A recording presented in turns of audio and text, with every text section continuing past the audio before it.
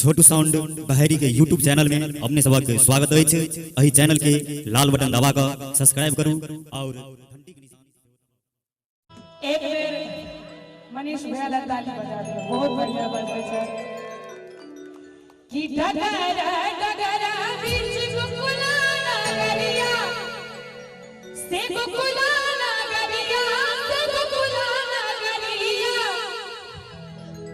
डगर डगर बीच गुकुला नगरिया बधैया बाजे हो बधैया बाजे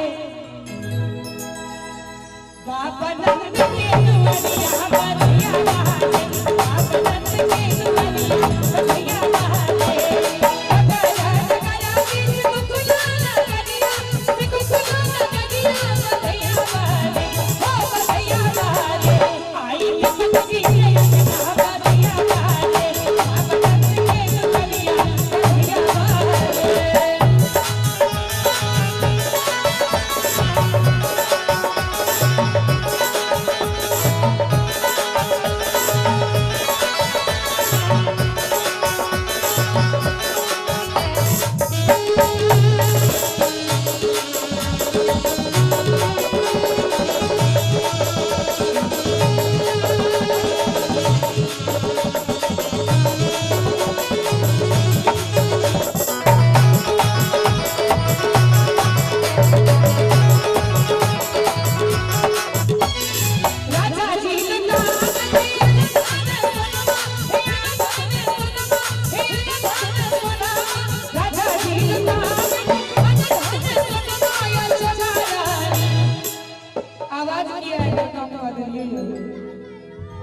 बढ़ा कर रखो ना आवाज बहुत नीक बनल है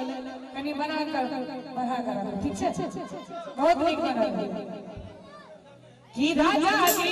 नाम थिन धन सुनमा यशोदा रानी हो यशोदा रानी लाल प्यारी